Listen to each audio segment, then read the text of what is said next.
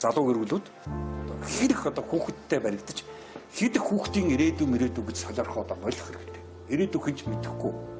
Ирээдүйд хэн яаж амьдрахыг ч мэдэхгүй. Ирээдүйд ямар мэрэгжил хэрэгтэй, ямар мэрэгжил хэрэггүй болохыг бид мэдэхгүй. 10 жилийн дараа ямар мэрэгжил орлоготой юм бүү мэд. Хэн мэдж байгаа юм ч мэдэхгүй. Тийм. Тэр хүүхдийн ирээдүй гэдэг чинь бүү мэд. Тэр хүний л асуудал. Ээж аваа асуудал биш шүү. Ирээдүй гэдэг чинь 5 жил яриад байгаа юм, 20 жил яриад байгаа юм. Тэгэл ерөөсө хүүхдээ хамаг юмаа зарцуулаад мөнгө төгрөгөө зарцуулаад хүүхдээ бүр ингээл бүх юм хангах гэж солиорол.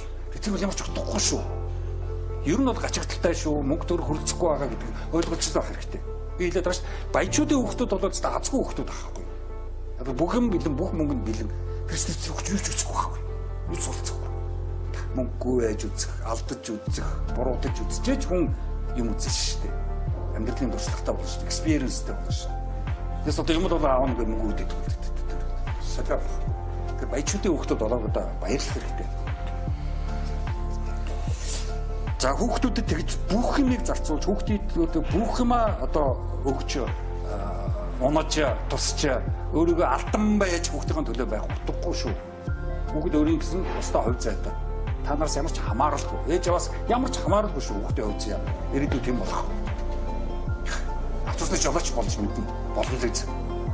Сайхан авцусны жолооч нь хойлоо гэдэг шүү. Мовис шүтээсээр яваад тэнийг профессорууд дургуй өмөр гэдэг шүү. Тийм. Дүүр шүү. Өсөд дүүр шүү бүтггүй профессор. Тэгэхээр хүүхэд ирээдүйд хэн болно вэ? Хүүхдээс асуудал бол тустай асуудал. Хүүхдийн асуудал хүүхдийн хувь зай. Ээж авт ямар ч хамаагүй шүү.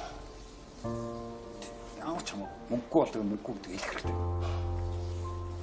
Нэг л их одоо тийм үү би багтаа тийм юмар гачигддаг байсан. Хүүхдээ тийм юмар гачигдуулахгүй энэ нэг тэнийг яриа яваад идэх байхгүй юу? Болохгүй байхгүй.